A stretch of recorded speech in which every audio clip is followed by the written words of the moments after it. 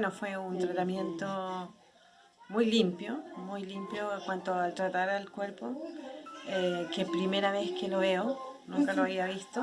Optamos que era lo mejor para ella porque es lo menos invasivo.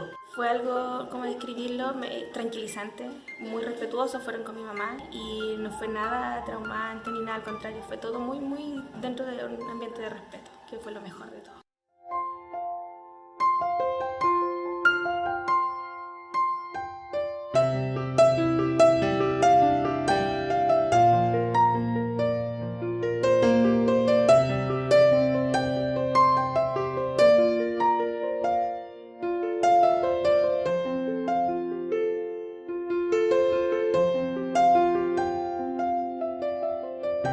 Nosotros la vimos en la morgue y ahí ya estaba botando mucho líquido.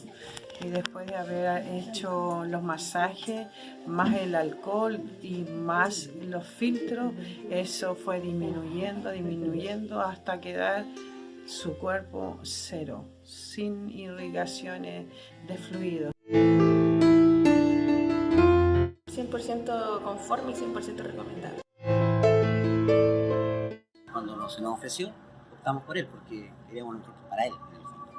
Porque realmente era mucho como lo hinchado que él quedó. Después de esto pasó el día viernes, estamos a día domingo y no es un cuerpo completamente normal, no ha cambiado en nada. Yo creo que hasta los masajes que se le hacen le resultaron porque se ve relajado, sin ningún problema, no tiene olor, no ha pedido ningún olor, y eso es súper importante para un velatorio, así que felices con el resultado. ¿Ustedes lo recomendarían? Ay, por supuesto. 100%. No es 100%. 100%.